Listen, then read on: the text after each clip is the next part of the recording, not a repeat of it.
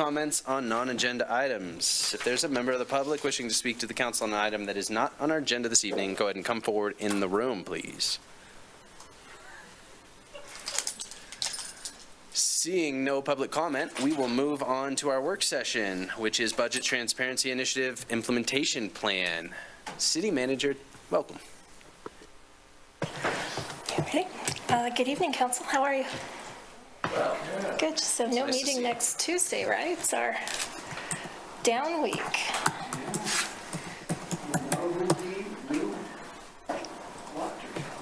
That's right. Next meeting. Next week. Yeah. I was like, wait, what's happening? I've been looking at this. All right, City Manager to you. Thank you. I was just killing time while Nancy got the presentation rolling. Good to see you all tonight.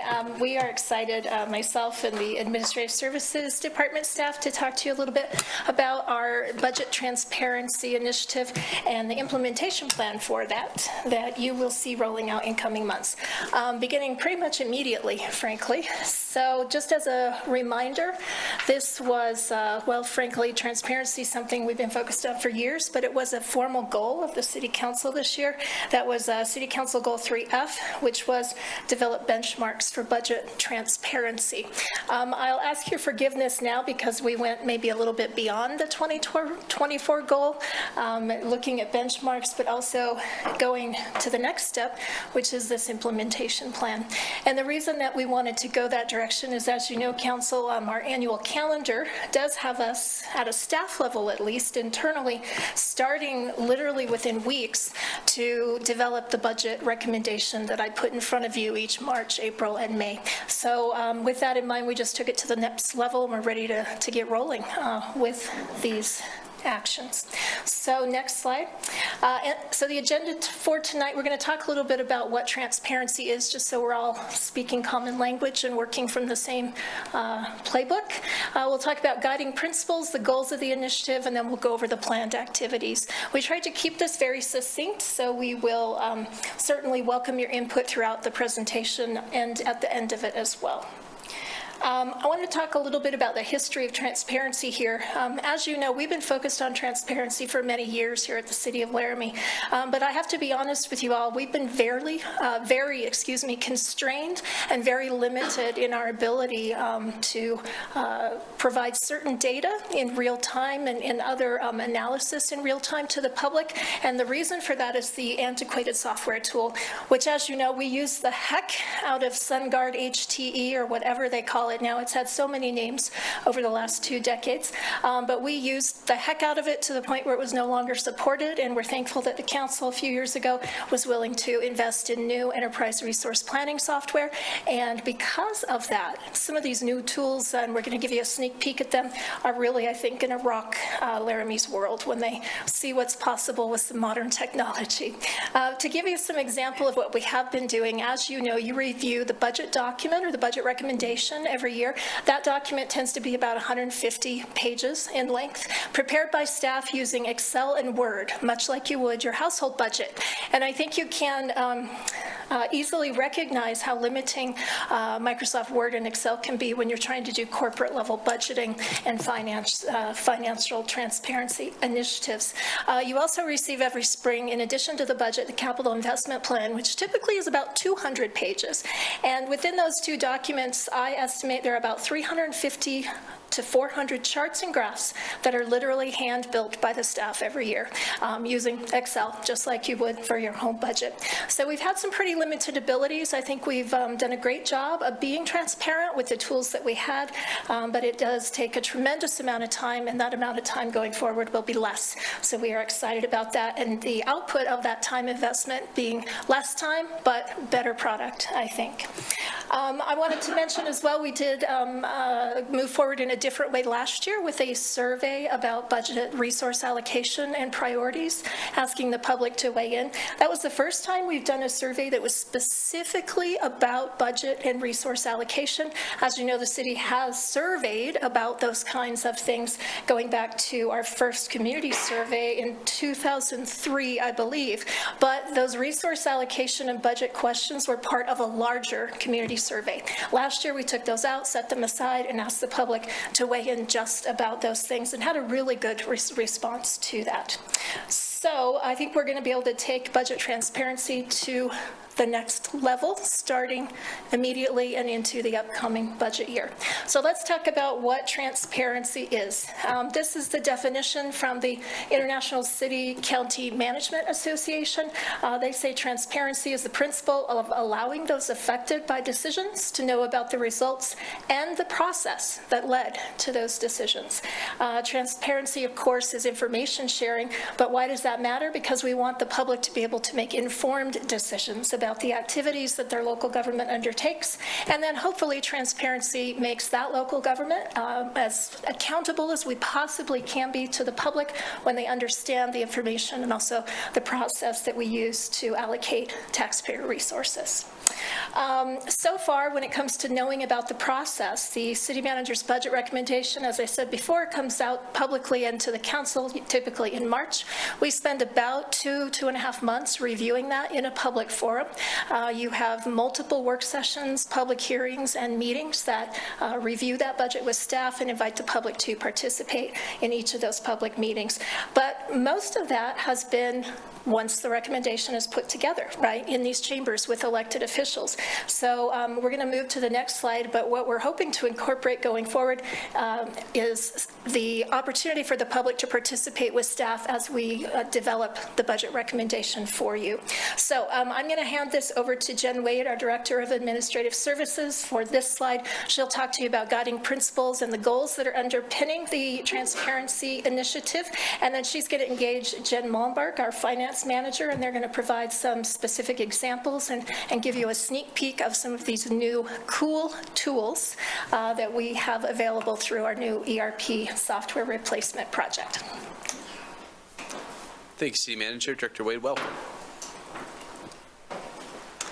Good evening, Honorable Mayor and City Councilors. I'm so excited to be talking to you about some of the upcoming transparency initiatives in 2025. The end result, certainly the technology piece, is what I would call the fun part of our ERP project. We get to get that result out to the community and really start to show what some of that investment in software accomplishes for our community.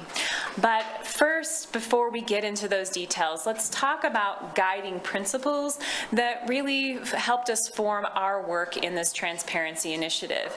As you might imagine, transparency initiatives can be diverse, and so some grounding principles were really important to us, particularly in kind of a relaunch of a transparency initiative to keep us focused on what we felt the most important goals were. Of course, we'll refine these as we move forward.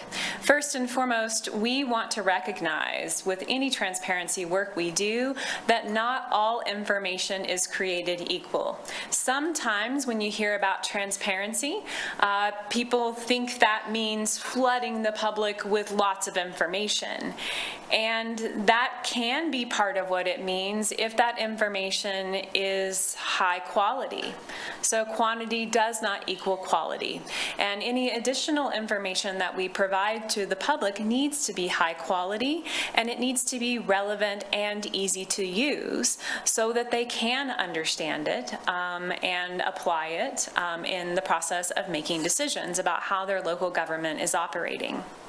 Secondarily, we feel that while we may make some pretty good guesses about what the public wants for transparency developments, the smarter thing to do is to listen to those public preferences for the types of transparency initiatives that they'd like to see, implementing activities that involve and engage the public. And so we don't think that real transparency initiatives can really be developed in a vacuum. We want to get that input, listen to that feedback, and really deliver products that work for our community.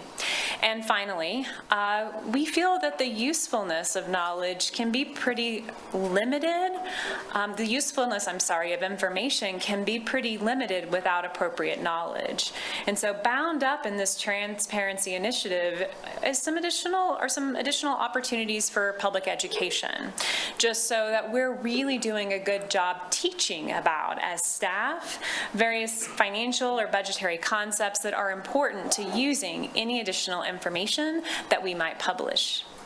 If you wouldn't mind going to the next slide. So for our first year, we've got two main goals.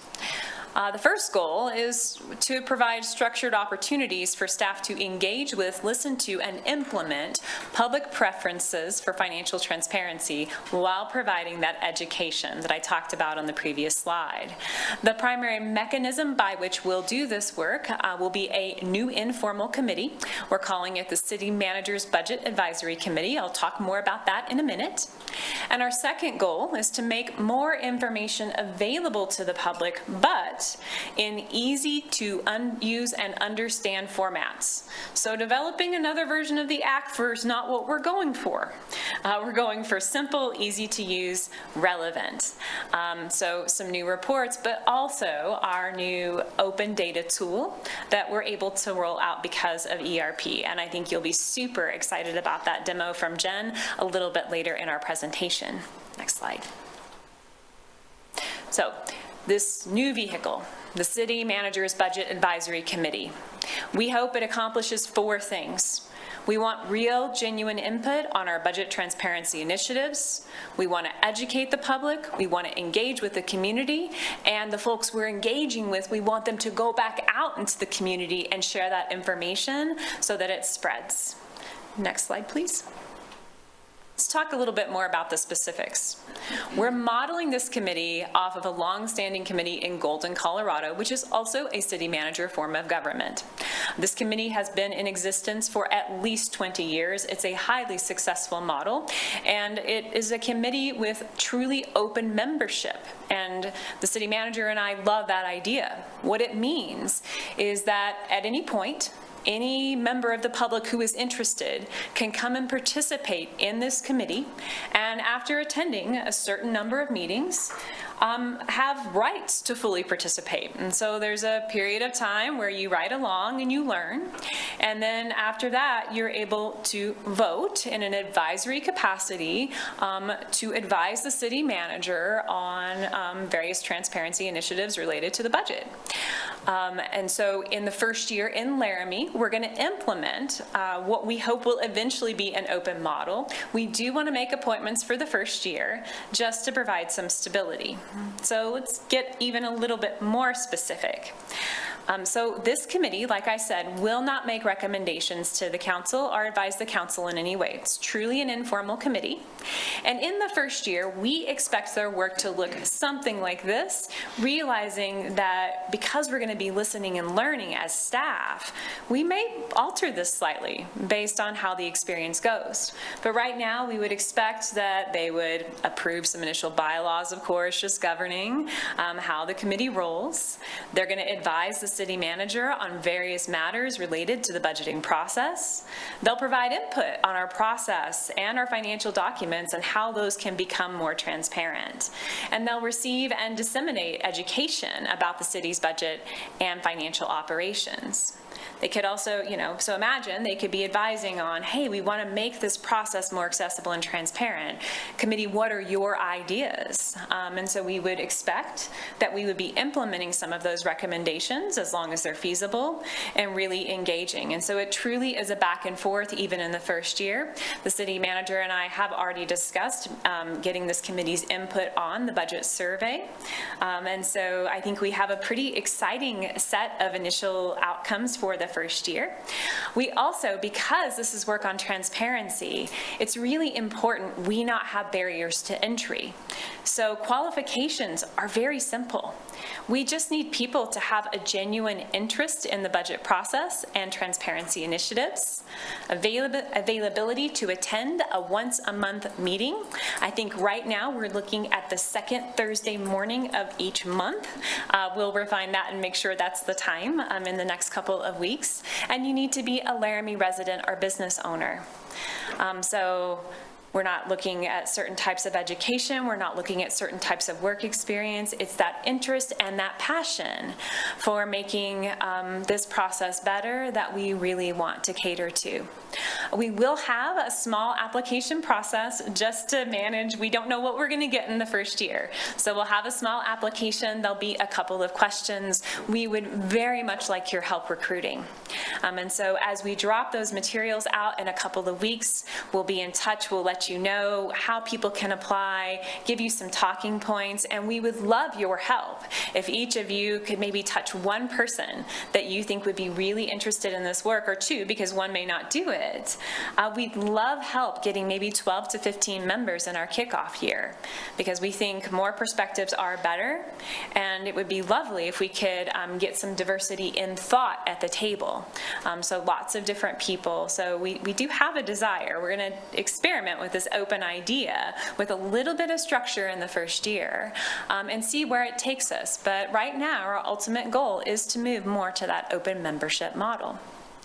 This would be a great time for me to pause and ask if you have questions about this new committee. Thank you, Director Wade. Council members, any questions? Councilor Pierce, please.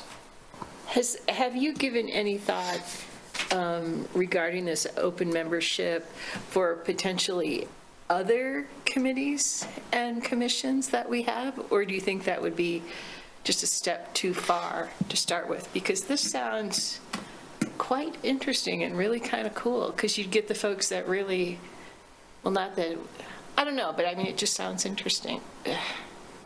Maybe we give this a whirl and... Yeah.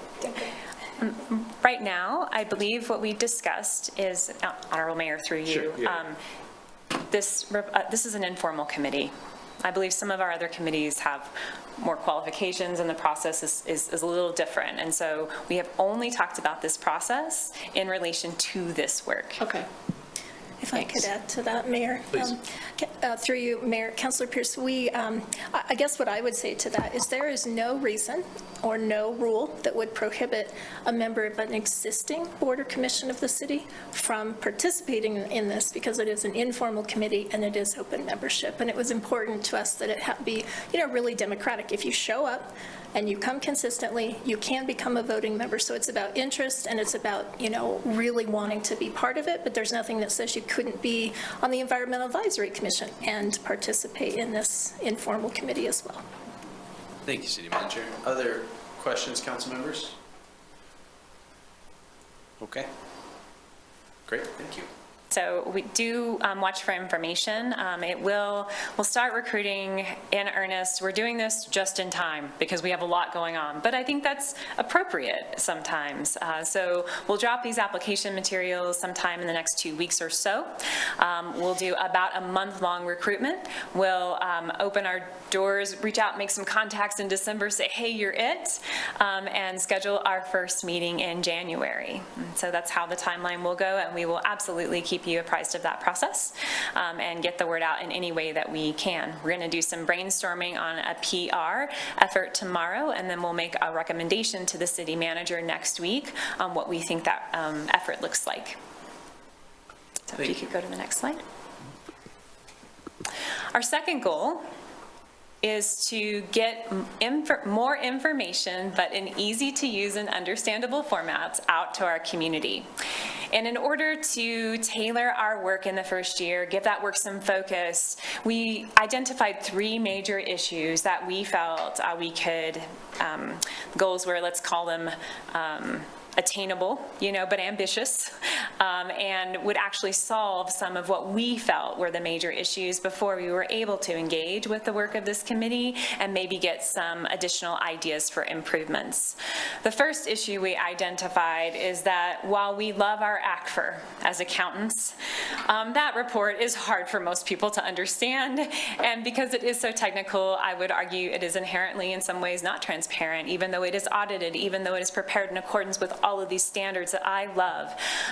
I don't think most people can read it, and I feel like that's a really big problem.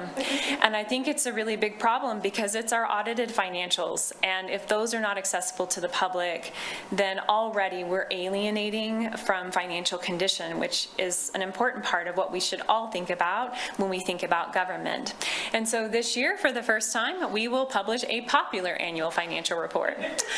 This is actually a thing. It's a GFOA program. program, and we will submit to their award program for this to lend credibility to this new report, because it's important that the public knows that this is a normal thing that other governments do, and they can still rely on these numbers having been vetted through this national awards program.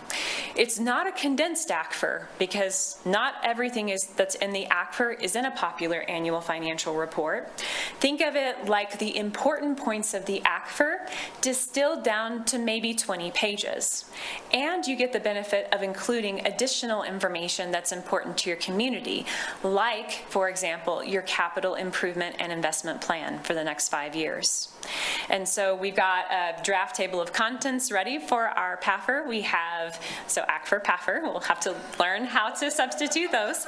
And we have staff members who are so excited to be working on this, looking at design and how we really capture this for our community. I think Fort Collins has a really good popular annual financial report, and we will likely model our first year report off of their efforts, because I feel it's just a nice spot in the middle of what we should be trying to achieve.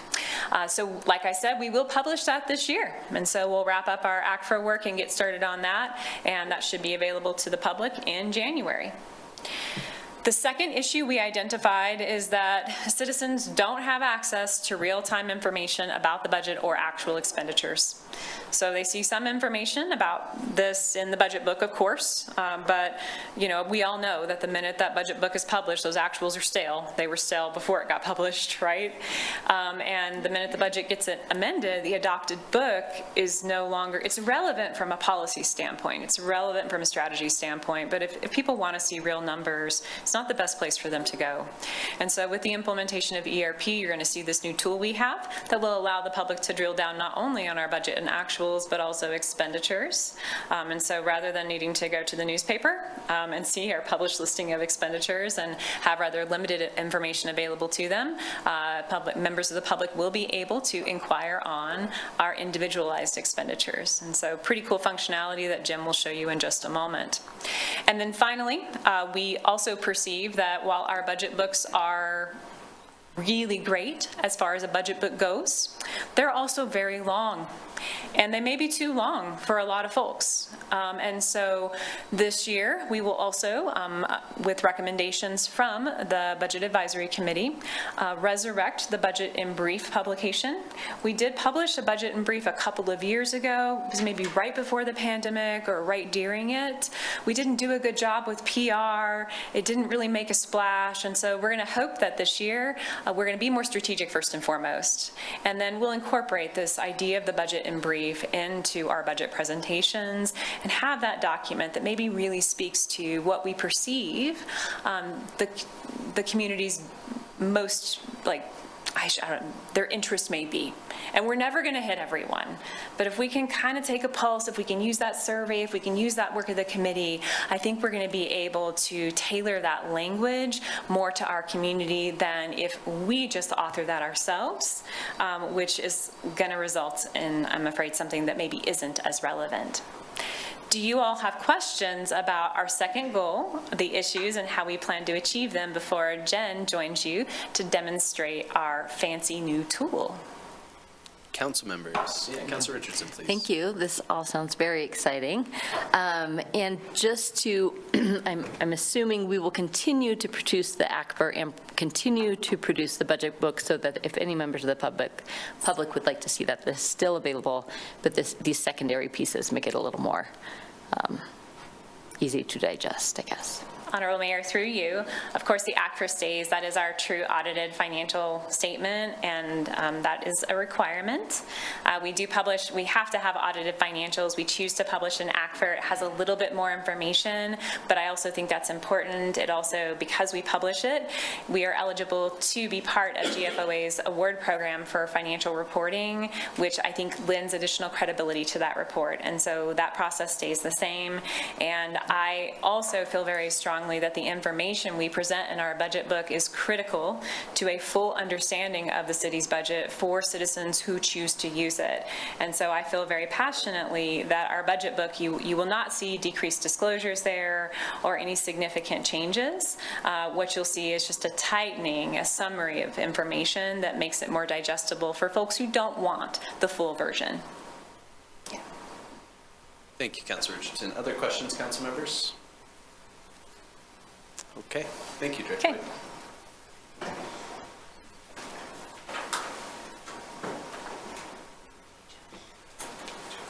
Ms. Malberg, welcome. Thank you.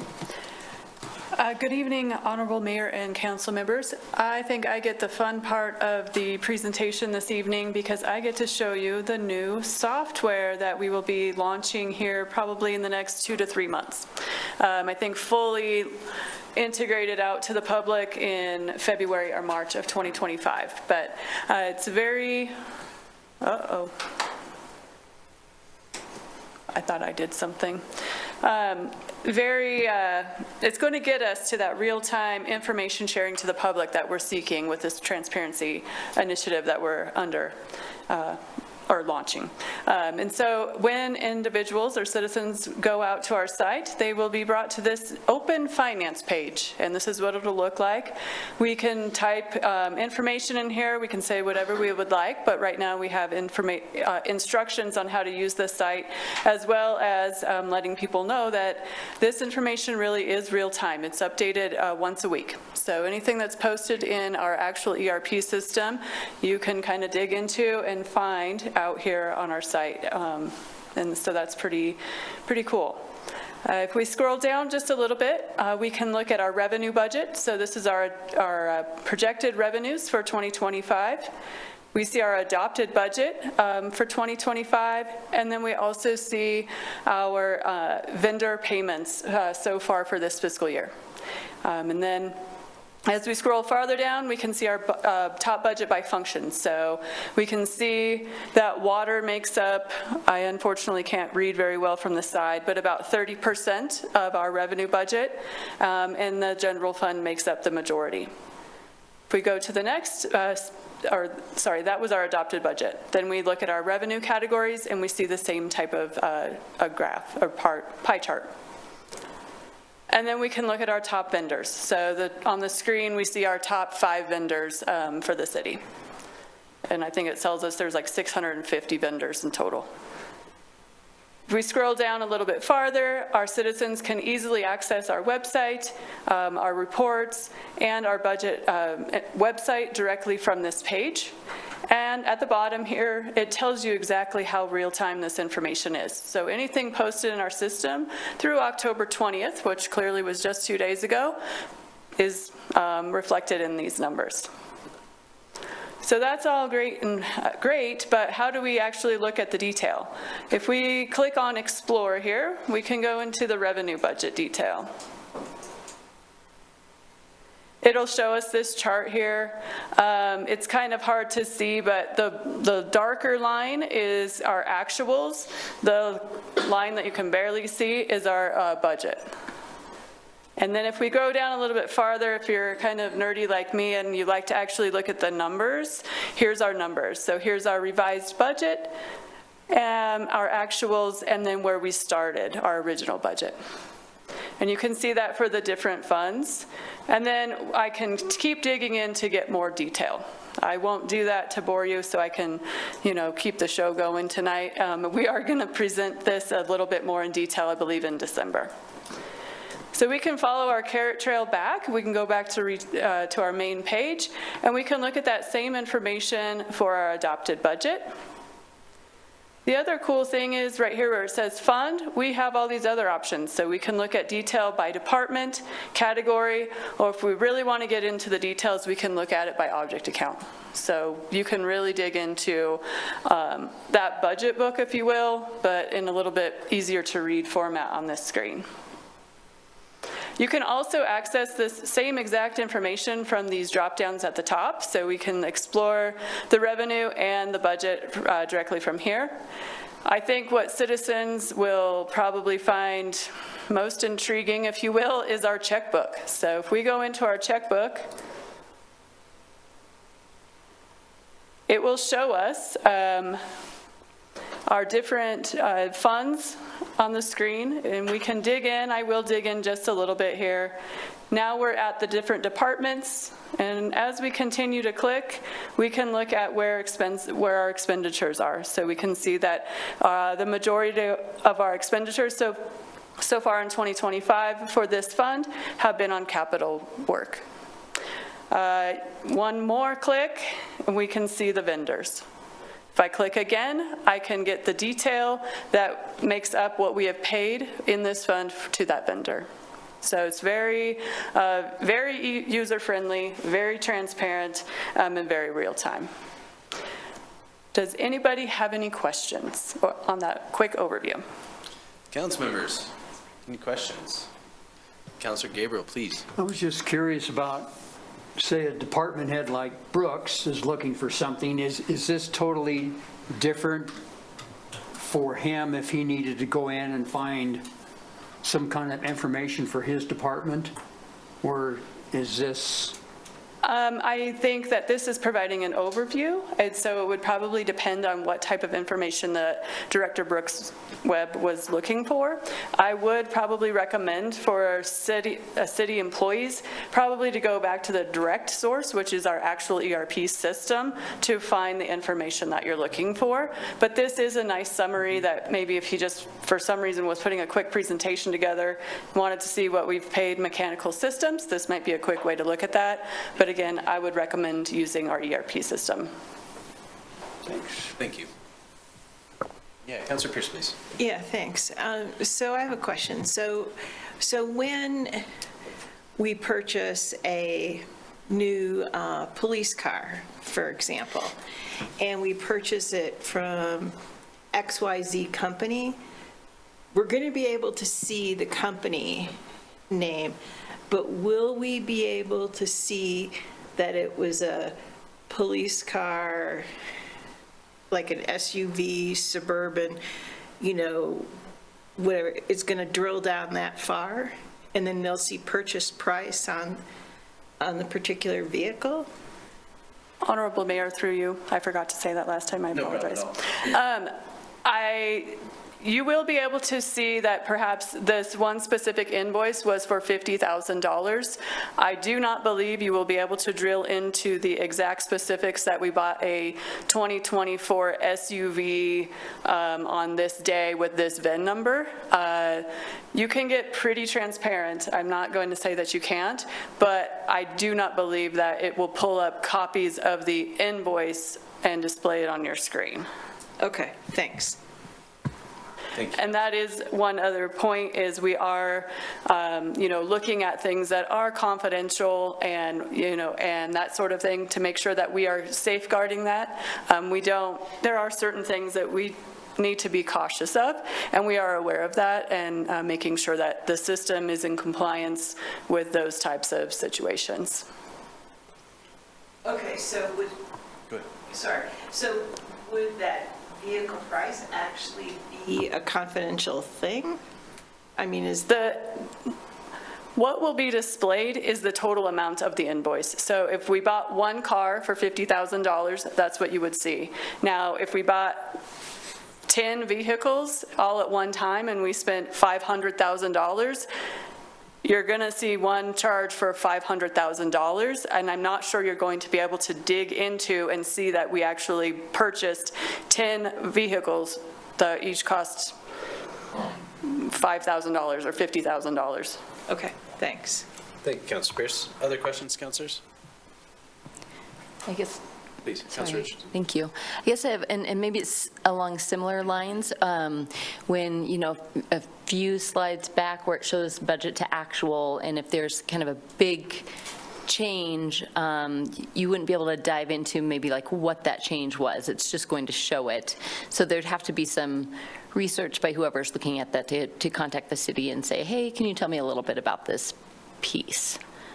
Or budget, yeah, sorry. Honorable Mayor, through you.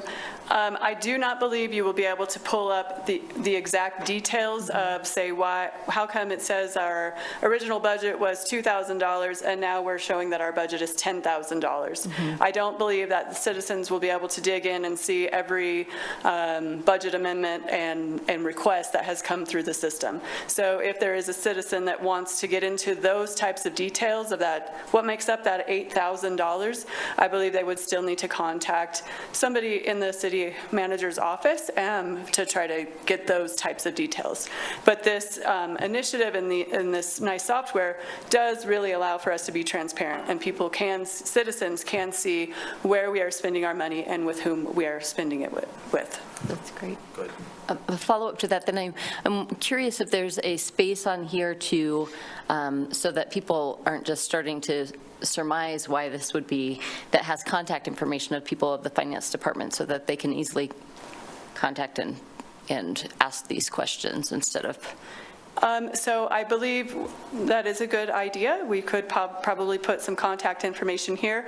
And also remember that you can also go to our website directly from this page. So there are different ways that people can get in touch with us.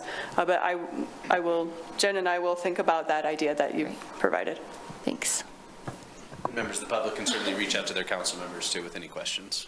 And we will answer if we can, or more likely, pass the buck off to you all. Any other questions, council members? Okay, I have one question. This information is not really readily accessible at all at this point, right? There's, so I think maybe just to set, I mean, I think great points by the council, but this feels light years ahead of where we were. Because these, I mean, the finance committee sees these things, right? But not even in this sort of an easily digestible way, right? Like we see a spreadsheet. And so I just am, the question was, is this readily available? Which you nodded your head no. But, so I think maybe just an acknowledgement of that lift, just to get to this. I mean, this is significant. So I just wanted to note that for you. Thank you. Councilor Pierce? Yeah, thanks, Mayor. I noticed that there was a section, reports and documents. What was it called? This part? Is there going to be, in this section perhaps, like a definitions page to kind of help the public understand that enterprise funds are defined as XYZ and, you know, some simple basic, yeah? Okay, good.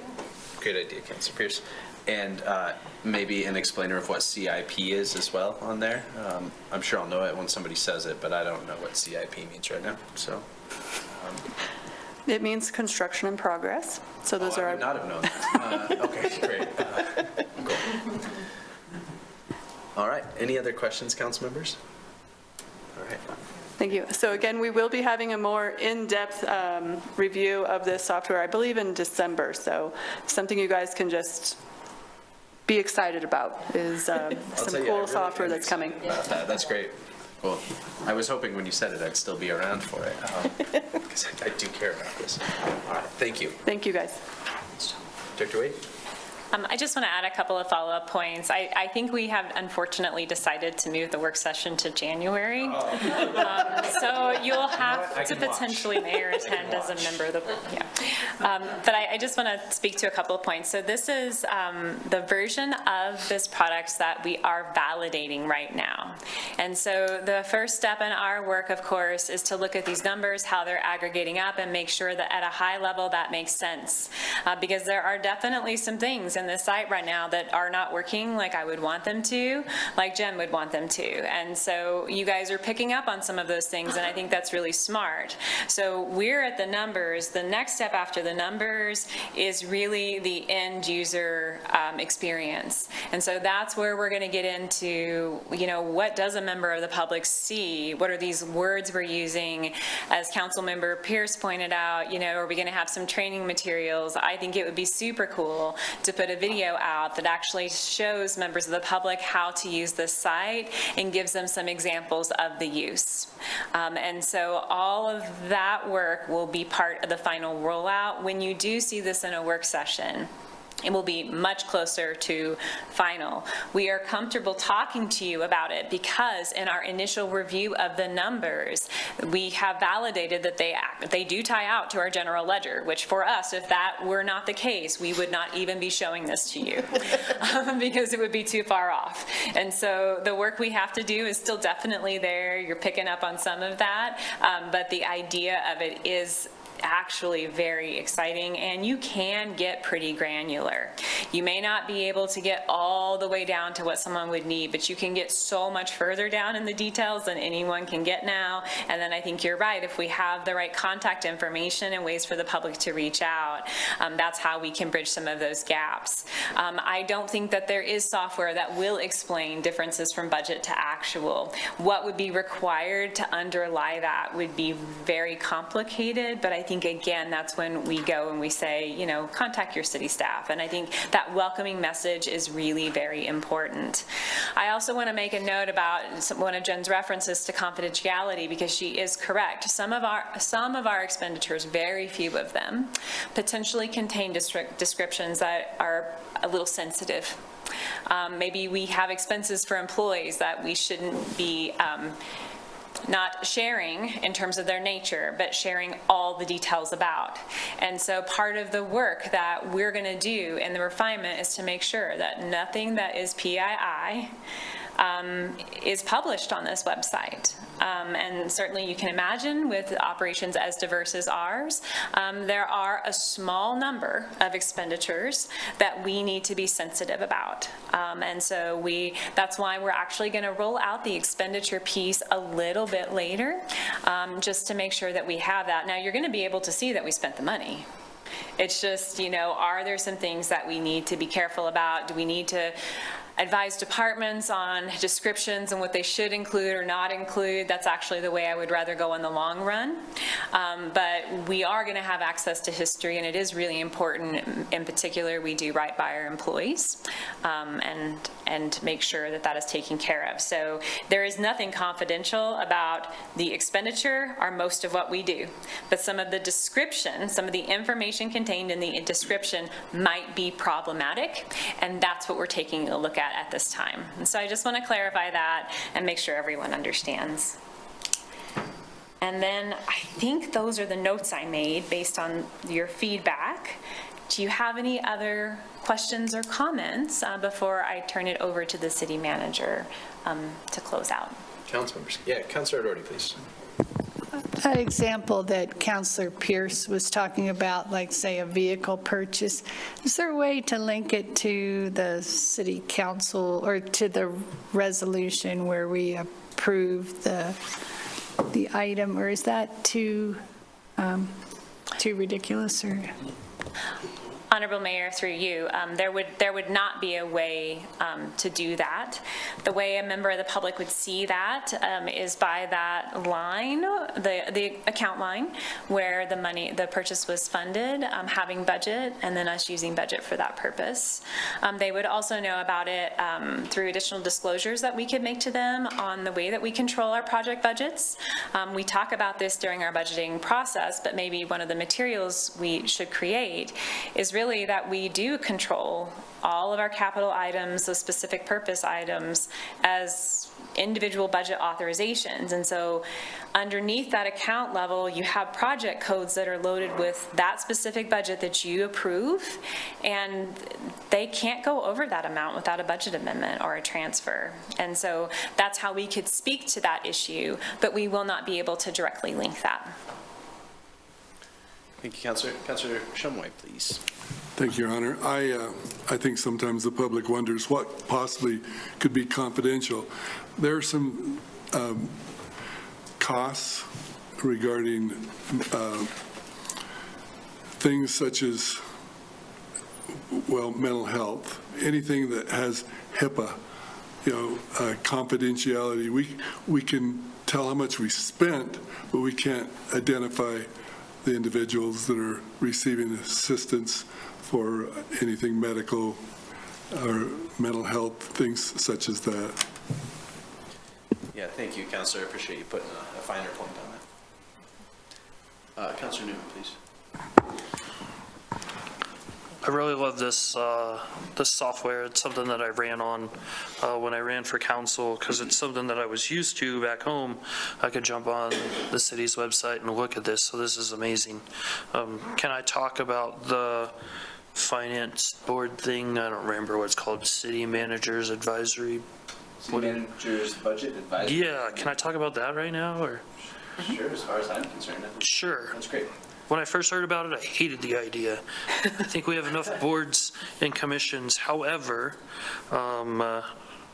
we received an email, and then city manager responded to the individual, and I think this board would help educate some of the stuff in that email. And some of the other items that I think it would help would be, there's a rumor going around saying that the city is paying for Home Base and Ross their rent for 3 years, and I think this would help, right? And there was a lot of comments on it.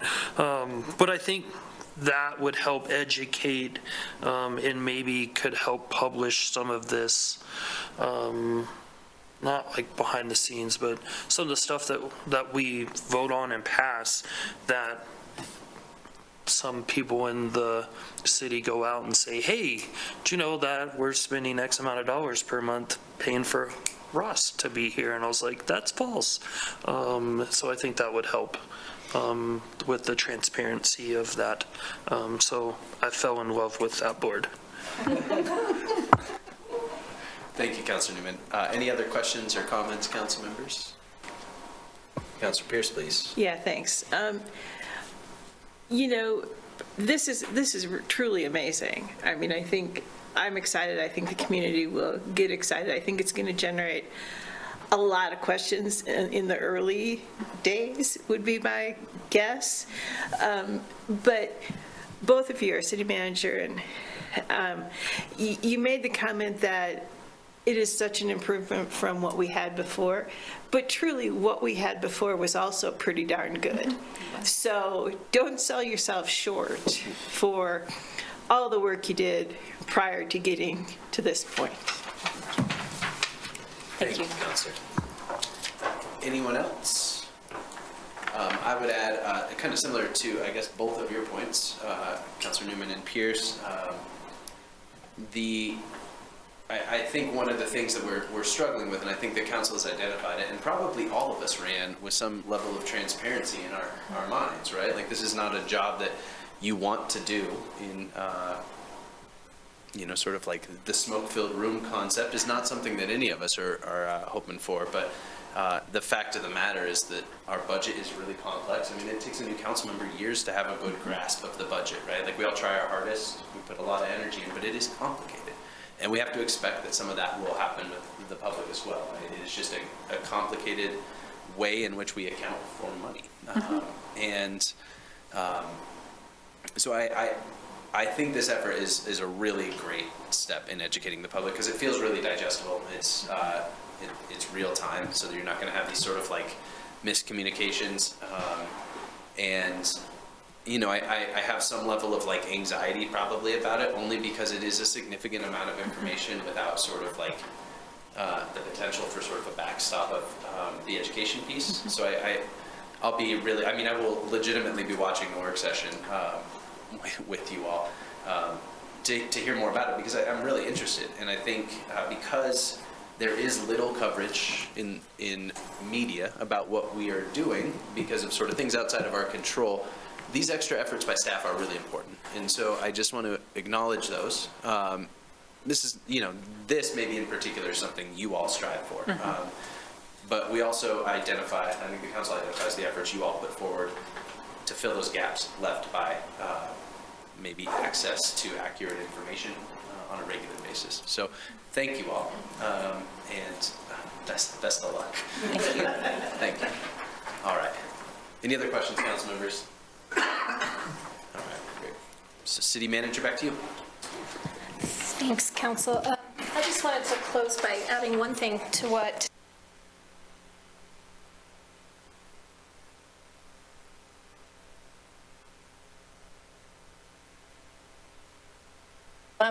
in that regard, I think it's important that we emphasize that all of this new data and all of these new processes are new. They are in addition to everything we already have been doing, and that includes the public record that is created when we bring items to you for approval, not just the budget in terms of the aggregate document for the year, but every council meeting when you're approving contracts for services, contracts for construction, invoices to purchase police cars, resolutions to authorize other types of expenditure or to authorize us to pursue grant funding. All of those things remain in the public record.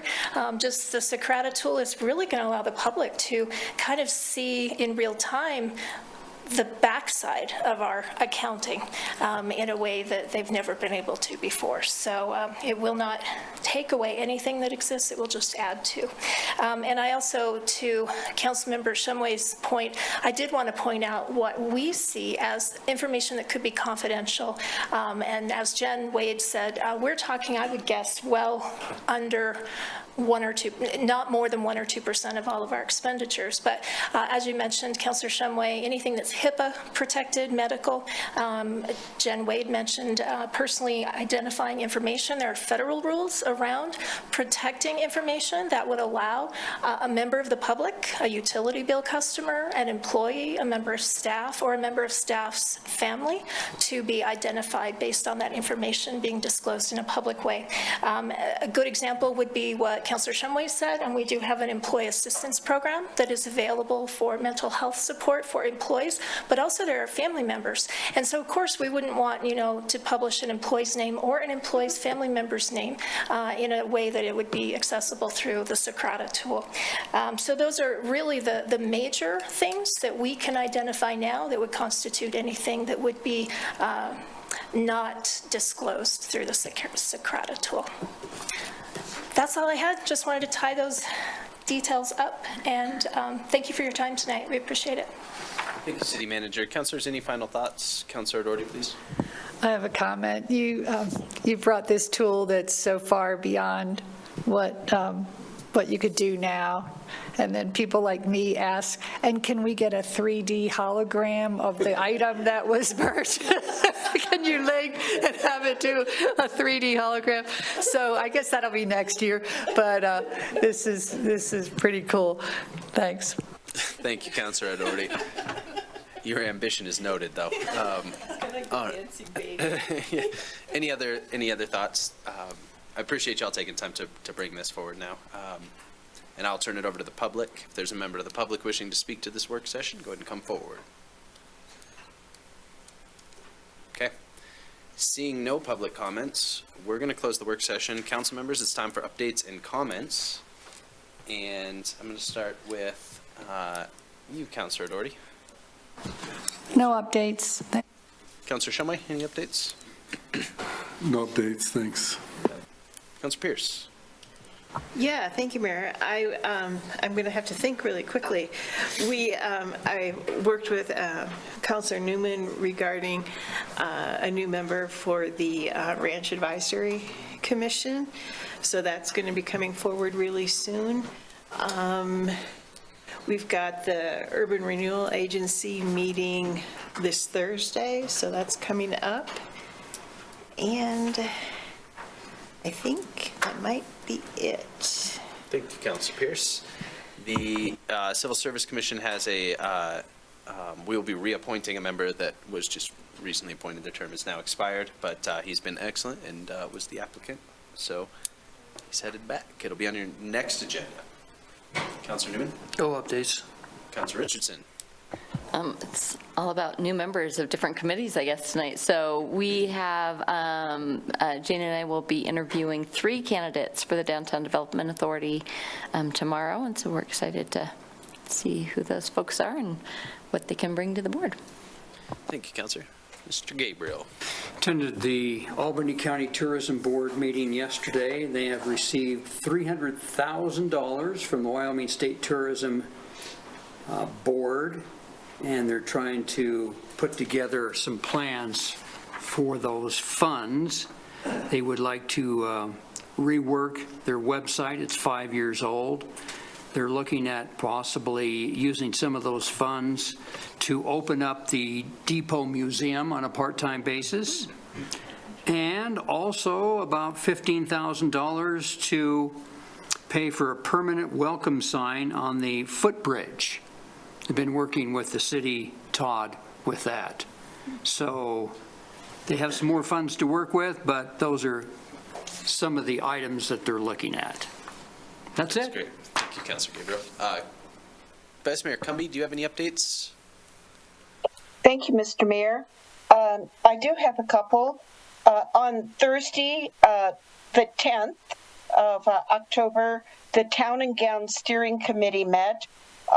It was a well-attended meeting where each subcommittee gave reports, and we continue to work dynamically as a group, and I won't get into any further detail at this point in time. On Monday, October 14th, the Albany County Mental Health Board met, and Heather Carter continues to move forward with the case manager program with law enforcement, and working with the integration of mental health into law enforcement. And they are beginning another round of critical incident training for law enforcement officers here. And so our trained officer numbers are getting up there. On Thursday of the 17th, the vulnerable adults group met, and the focus was on housing, and we are trying to focus on the housing activities more within the Building Housing Coalition, which will have their next meeting in November, sponsored by the Laramie Chamber Alliance. And that's all the meetings that I went to for right now. Thank you so much. Thank you, Vice Mayor. City Manager. Mayor, thank you. I just had a couple things, if you would allow me to share with you tonight. First, I wanted to piggyback on Vice Mayor Cumby's update on Town and Gown Committee. I'm kind of taking the opportunity, since we're on camera, to share this information. But working with the Public Works Director, it came to my attention that the city of Laramie lost 200 signs, traffic signs, street signs, all of those signs on homecoming weekend. So this is obviously a pervasive problem in our community. We believe, not to disparage any individual of any age, but we believe that it is historically tied to the youthfulness of our population and our low median age. So we are starting a public information campaign, and I've asked the chairs of the Town and Gown Subcommittee, which happen to be our sheriff, our police chief at the university, and our city police chief, to maybe talk about this and figure out if there's some creative ways that we can help to educate the public about the cost of signs being taken down and used for home decor. Anyway, I wanted to make you aware this has really been a pervasive problem, but maybe has come to a new level in recent, probably year. So we're going to be trying to tackle that, and hoping Town and Gown will help us. I also wanted to give you a heads up that we have identified recently a grant that might, if we are successful in securing the grant, it may help us to launch a recycling program for our multifamily residential areas of the community. So we have a quick turnaround on this. I wanted you guys to hear about it because we are asking all kinds of community groups to provide letters of support. So I figured you would hear about it before it comes before you in a resolution format in probably 2 weeks. So if you hear about that, yes, it's true. We're working on trying to get a grant to start up that side of a recycling operation. And then lastly, to Councilmember Newman's comment, I too have heard many interesting rumors about the incentive that we worked with Woodbury, who are the owners of the old Kmart, now Home Base, Ross, Ulta Shopping Center, Safeway Shopping Center. We are working on a return on investment analysis. When I have that done, I'll probably share that with you all so you can share it with the public. But you are correct, there's no rent payment being made, just a very small incentive payment to help those folks to come to Laramie. And I understand Ulta is our next opening and coming very soon. So everybody, at least in City Hall, is excited, and I can tell from social media, I think the community is excited too, but we'll get some ROI analysis data out to you. Thank you, City Manager. And I think by all accounts that effort has been successful. I mean, I think the for members of the public, we have, I have no doubt that the ROI is there. So based on some conversations at Finance Committee. So Councilor Gabriel? The average cost to replace the sign? would be? I can't say that I know that number right now, and I don't know that, 200? Okay, that's funny, that was what I thought, 200 per sign. It's significant, it's very, very significant. So this is a public education campaign that is sorely needed. We're contemplating even like an amnesty program, like bring the signs back, because we can repurpose and reuse them. Right. Yeah, Goodness. At least when you graduate and leave town, just leave the signs. with your couch, yes. That's right. Yeah, that's right. With your couch or your trash in the alley. Councilor Pierce, please. Yeah, thank you, Mayor.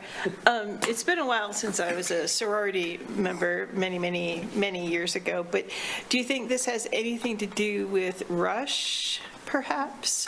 Or perhaps the visiting team having different goals because having done some things as a young person in a different town, right? So That is a good question through your mayor. I don't know that we have any data to tell us whether they are our own residents or visiting folks, but boy, it's a big issue. yeah. And I will say this to defend the street department, I know that they have began utilizing a few years ago, like better security measures to try to better affix those signs, make it more difficult, but it's a pretty popular activity and people are getting past our defenses, so. Thank you. Vice Mayor. Thank you, Mr. Mayor. I think it's a great idea to possibly offer amnesty and to use town and gown and student affairs to try to reach the students and say, just bring the signs back and give them a place to put them. Because $200 a sign, that's a lot of money to lose in a weekend. So if there's a way that, they've met their pledge requirement now, they don't need the sign, if they could bring it back, we'll repurpose. I think that's a good idea, Janine. Thank you, Vice Mayor. Anything else, council members? Just so the public knows, we have cameras on every single sign. We're watching. Every single intersection. All right. Thank you, everybody. We don't have agenda review. Did you have a public comment on the agenda item? No, it was regarding the signs. Oh, sure. Go ahead and come on forward. Yeah. And, sure, please. Greetings, council members. We'll just need your name. Honorable Mayor Ren Buckenroth. An idea for the signs is, alongside a amnesty project, having a lower cost sign, perhaps one that emulates our City of Laramie sign, as a object for purchase or perhaps a prize within a larger event. And perhaps some of those funds could go to a targeted fund of choice from the purchasing people as a way to get youth engagement in the city and to direct their funds as a form of speech. Thank you. Great idea. Thank you for sharing. Yeah, really good idea. Mr. Schuster, yeah, you want to add something too? Go ahead and leave it.